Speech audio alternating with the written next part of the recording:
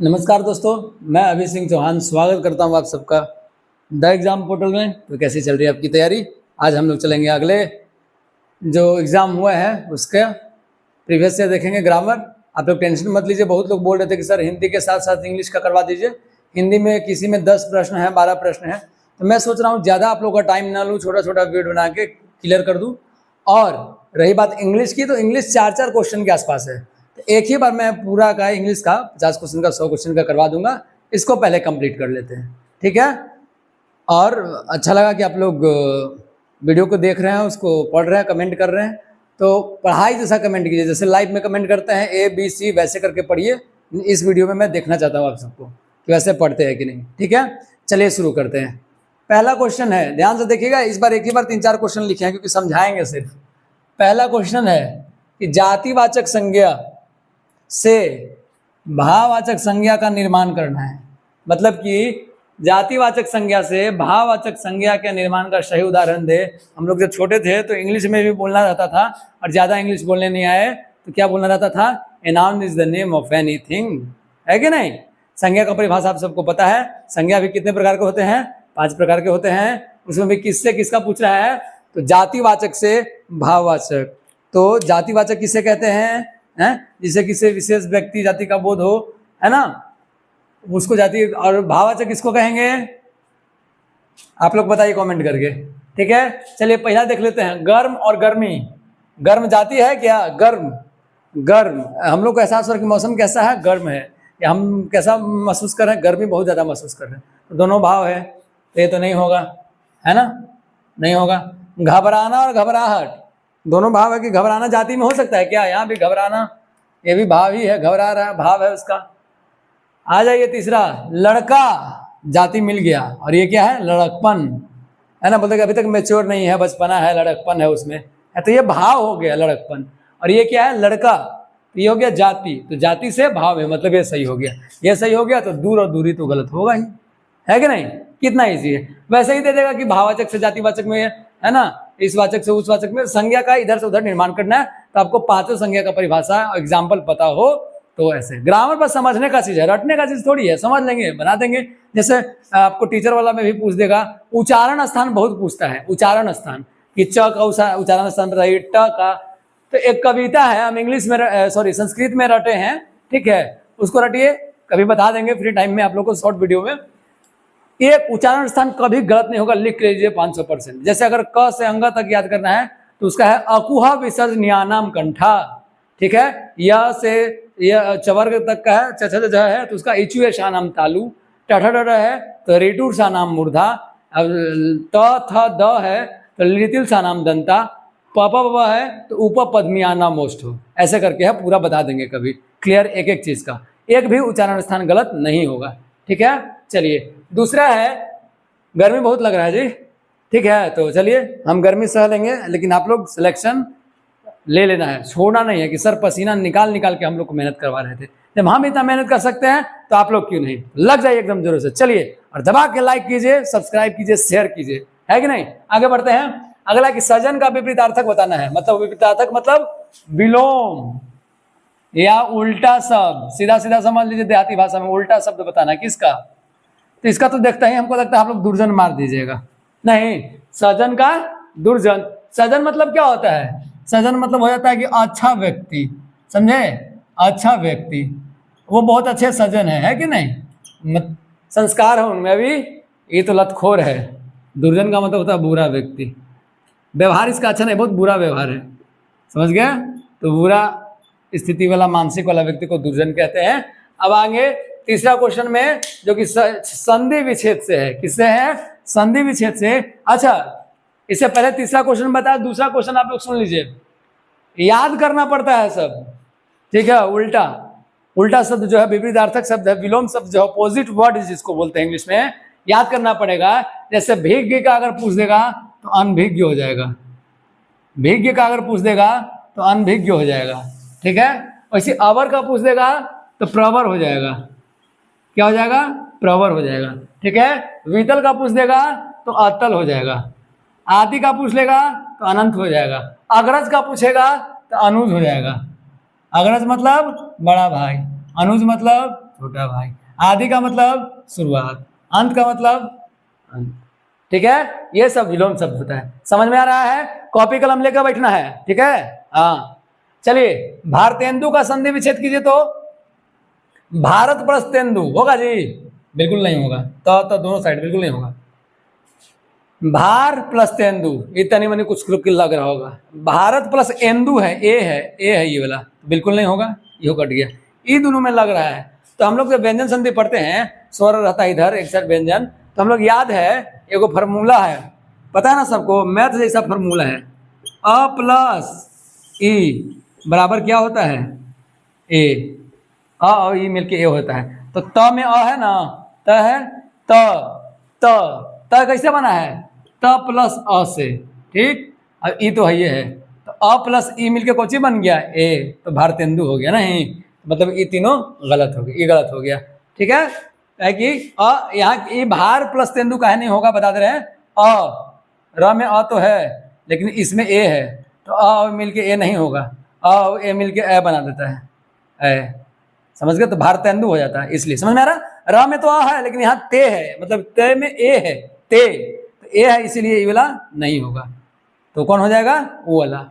आप देख लीजिए, यही अ के साथ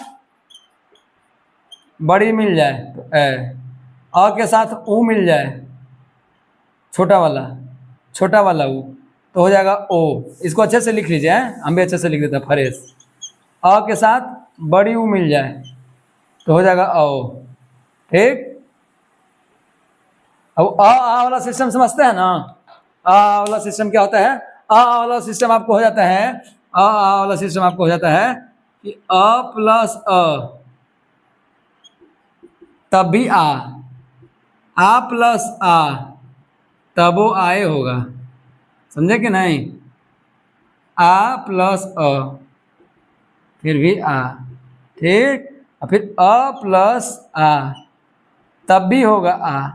ये ला क्लियर है? इसमें ज़्यादा दिक्कत नहीं होता, ज़्यादा ये दिक्कत यही में होता। अ जोड़ ई तो ए, अ जोड़ बड़ी ई तो ए, अ जोड़ ऊ तो ओ, अ जोड़ बड़ी ऊ तो ओ, ऐसा। यहाँ पर अ जोड़ ई तो ए, तो भारतेंदु हो गया ना, भारतेंदु। ऐसे संधि विच्छेद करते हैं। ठीक है, जैसे हिम जोड़ आलय, चलिए हिम जोड़ आलय, इसको लिखते जाइएगा, है मिटा दें। हिम जोड़ आलय लिखते हैं ना, तो क्या लिखते हैं? क्या लिखते हैं? हिम जोड़ आलय, हिम जोड़ आलय। तो म का अ, अब ई वाला आए मिला के क्या ले लेते हैं? हिमालय। म में आ जोड़ देते हैं, हिमालय, तो अ मिल के आ हो गया कि नहीं? वैसे ही हम बता रहे थे। ठीक है, अगला है शब्द बताना है। नीलकंठ शब्द क्या है? रूढ़ है, यौगिक है, या योग रूढ़ है? तो हम लोग को इसके लिए जानना होगा, हम लोग को इसके लिए जानना क्या होगा कि रूढ़, यौगिक और योग रूढ़ क्या शब्द होते हैं। तो रचना के हिसाब से जो वर्ण को है ना, 3 भागों में बांटा गया है, रूढ़, यौगिक और योग रूढ़। तो रूढ़ किसको कहेंगे? रूढ़ हम लोग किसको कहेंगे? रूढ़ हम लोग कहते हैं वो शब्द जो परंपराओं में चली आ रही है और किसी विशेष वस्तु का बोध होता हो। समझे कि नहीं? किसी विशेष वस्तु का अगर बोध हो रहा है तो वो हो गया रूढ़। और यौगिक क्या होता है? यौगिक होता है कि 2 शब्दों से मिलकर बना हुआ, 2 वर्डों से मिलकर बना हुआ, 2 वर्णों से मिलकर जो बनता है उसको हम लोग यौगिक कहते हैं। क्या कहते हैं? यौगिक। और योग रूढ़ क्या है? योग रूढ़ भी एक टाइप का यौगिक ही है, लेकिन इससे किसी विशेष व्यक्ति का इससे विशेष अर्थ निकलता हो उस वर्ड से, ठीक, उसको योग रूढ़ बोलते हैं। जैसे अगर हम दशानन एक वर्ड ले लेते हैं, क्या ले लेते हैं? दशानन, ठीक, दशानन। तो इसका अगर हम लोग संधि विच्छेद करते हैं ना, तो 10 ऐसे भी लिख सकते हैं प्लस आनंद। आनंद का मतलब होता है सर, 10 सर है जिसका, तो कौन है वो? रावण। तो वैसे हो गया, ठीक। लंबोदर, लंबा उदर किसका है? गणेश जी का, तो गणेश। तो वैसे नीलकंठ, नीलाकंठ, नीलाकंठ किसका है? शिव जी का। तो किसी तो जो आता है 2 शब्द से मिलकर, ये भी योग रूढ़ यौगिक टाइप ही होता है, लेकिन किसी विशेष व्यक्ति या विशेष अर्थ निकलता हो। तो नीलकंठ किसका अर्थ निकलता है? विशेष, शिव जी का, शिव भगवान का। तो योग रूढ़, समझे कि नहीं? यही अगर केवल रूढ़ रहेगा तो किसी विशेष व्यक्ति या वस्तु के लिए, जैसे होगा ये आपको हो गया कलम, कलम, समझ गए? ऐसे टाइप का। हिमालय, हिमालय तो आपका इसमें आ जाएगा यौगिक में। क्यों? क्योंकि एक हिम जुड़ा हुआ है और एक आल है, ठीक। तो ये हो गया हिमालय। यौगिक में सिर्फ इतना ही याद रखना है, तीनों अगर ज्यादा योग रूढ़ ही पूछता है फंसाने के लिए, तो रूढ़ योग रूढ़ में फंस जाता है लोग। तो रूढ़ क्या हो गया, एक विशेष वस्तु का जब बोध होगा, किसी विशेष वस्तु का परंपराओं से चला हुआ वर्ड, तो उसको रूढ़ बोल देंगे। और योग रूढ़ क्या हुआ कि यौगिके टाइप का होता है, दो शब्द से मिलकर ही बनता है योग रूढ़, लेकिन क्या होता है उसमें किसी विशेष बोध, कोई विशेष बोध निकलता है, अच्छा अर्थ निकलता है, बड़ा अर्थ निकलता है। इसलिए नीलकंठ, तो नीला कंठ किसका होता है, शिव जी का, तो योग रूढ़ हो जाएगा। क्लियर है। और ये जो उल्टा शब्द है आप लोग को रटना होगा, विलोम शब्द, ठीक है। संधि विच्छेद करने के लिए ये बहुत बढ़िया ट्रिक बता दिए हैं, इसको अच्छे से कर लीजिएगा, ठीक है। नहीं समझ में आएगा तो कमेंट में पूछना है कि सर मतलब गिजविज लिखते हैं, उल्टा पुल्टा लिखते हैं, राइटिंग थोड़ा अच्छे से लिखिए, साफ सुथरा, तो और साफ सुथरा कोशिश करेंगे। कॉपी में हम लूसेंट भी पढ़ते हैं ना, हम भी पढ़ते हैं, लूसेंट पढ़ते तो ऐसे ही लूसेंट में पूरा एकदम कचरा कर देते हैं, वैसे ही पढ़िए, एकदम ऐसा पढ़िए कि दोबारा पढ़ने लायक ना रहे, इस टाइप से एकदम एक एक वर्ड गर्दा उड़ा दीजिए एग्जाम में जाके, एकदम कलम तोड़ के लिखिए, समझे कि नहीं। चलिए बढ़ते हैं अगले क्वेश्चन की ओर। चलिए क्वेश्चन नंबर 5 पढ़िए। सर्वनाम एवं सर्वनामिक विशेषण का वाक्य है, क्या है। सर्वनाम एवं सर्वनामिक विशेषण का वाक्य है तो क्या है, देखिए कहता है कि यह पुस्तक मेरी है और वह तुम्हारी है। ऑप्शन बी है कि घर के पास रहने वाला लड़का मेरा दोस्त है। ऑप्शन सी है कि जो पहले आएगा वो पाएगा। और ऑप्शन डी है कि आधा गिलास पानी जो रखा है वह तुम भी पी लो। यहाँ तक पांचवा क्वेश्चन है, इसके नीचे छठा क्वेश्चन है। पांचवा क्वेश्चन है, बताइए विशेषण किसको कहते हैं। जो शब्द संज्ञा और सर्वनाम का विशेषता बतलाता है उसे विशेषता कहते हैं। देखिए तो चारों ऑप्शन में कौन विशेषता बता रहा है, तो ध्यान से पढ़िए तो चारों ऑप्शन, और बताइए आप लोग कि कौन सा जो है सही बता रहा है। क्या है सर्वनामिक विशेषण।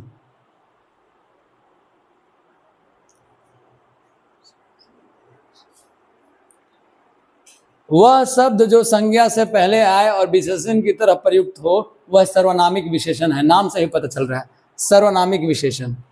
जैसे मान लीजिए कि संज्ञा के जगह पर प्रयुक्त किया गया है और उसका विशेषता भी बतला रहा है, वो सर्वनाम, इसलिए सर्वनामिक विशेषण उसका नाम है।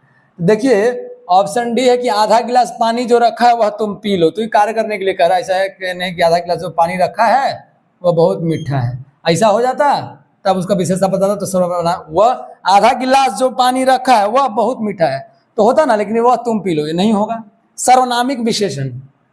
सी भी नहीं होगा, क्यों, जो पहले आएगा वो पाएगा, बस बता रहा है, नहीं है।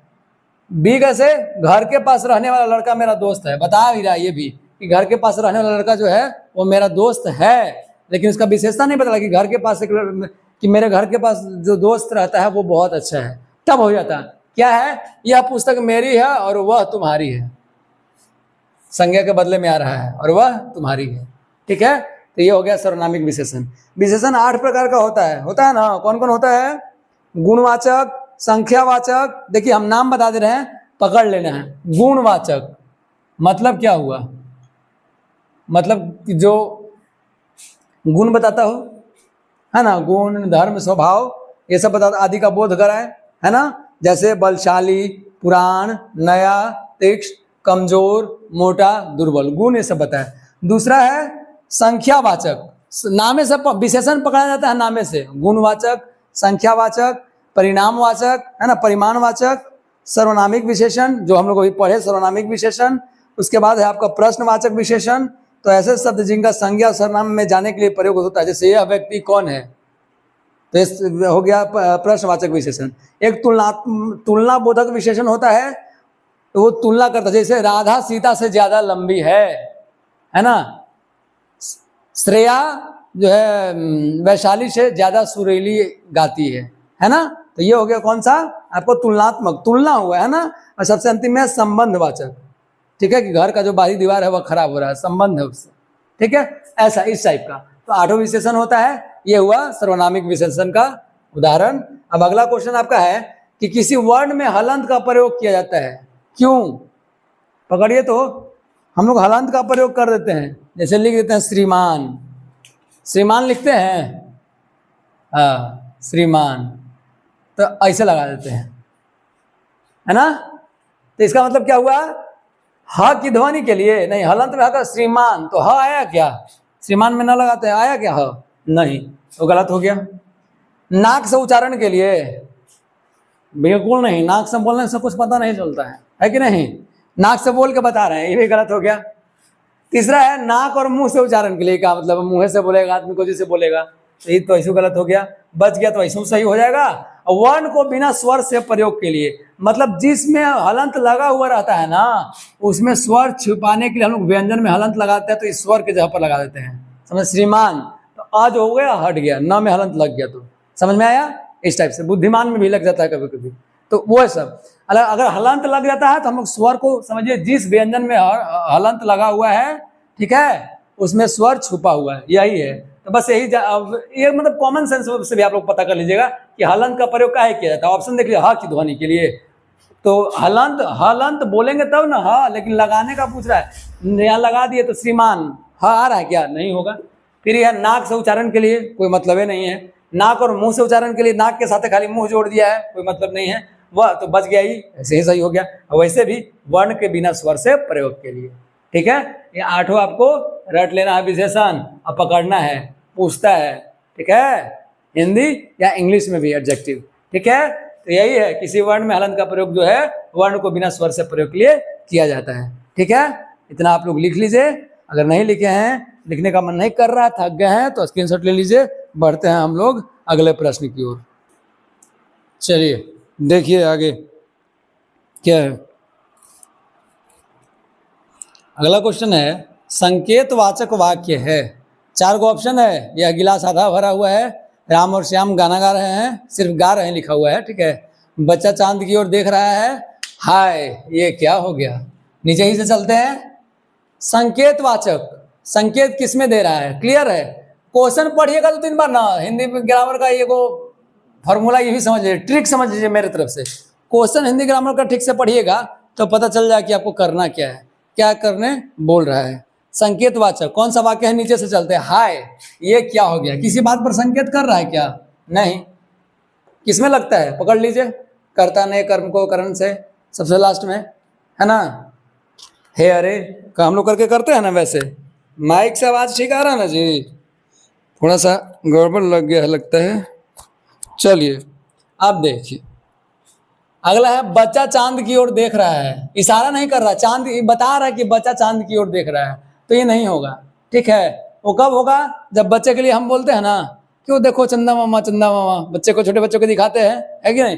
कुछ लोग तो गाने भी लगते हैं उसको सुलाने के लिए, है ना, कि चंदा मामा दूर के पुआ पकावे गुड़ के, अपने खाए थाली में, मुन्ना के दे प्याली में, ऐसा ही है ना कुछ। हाँ, प्याली गई फूट और मुन्ना गया रूस, तो अब रूसने से काम नहीं चलेगा मुन्ना लोग, समझ गए। हाँ, इसलिए अब करना पड़ेगा तैयारी। चलिए आगे देखते हैं। अगला है कि राम और श्याम गा रहे हैं, बता रहा हूं उनके बारे में कि राम और श्याम गा रहे हैं। इशारा नहीं, इशारा है क्या? यह गिलास आधा भरा हुआ है, यह गिलास आधा भरा हुआ है, मतलब इसमें छिपा देखो ये गिलास आधा भरा हुआ है कि नहीं। तो ये संकेतवाचक हो गया, सही हो गया। तो चंदा मामा की ओर छोड़िए, आ जाइए यहाँ पर, समझ गए। अगला है, ये तो एकदम समझिए ना कि आईक्यू चेक कर रहा है आपका। निम्नलिखित प्रश्नार्थक निपात कौन सा है? मतलब कि वर्ड जो है इसमें प्रश्नार्थक, प्रश्नार्थक का मतलब है प्रश्न जोड़ अर्थक। अर्थक का मतलब क्या हुआ? अर्थ। प्रश्न का अर्थ किसमें निकल रहा है? जी नहीं, जी नहीं, ये सब काम हम नहीं करेंगे, ये बता रहा मत, तुम ये काम मत करना, मना कर रहा है, सवाल नहीं पूछ रहा है। अच्छा क्या?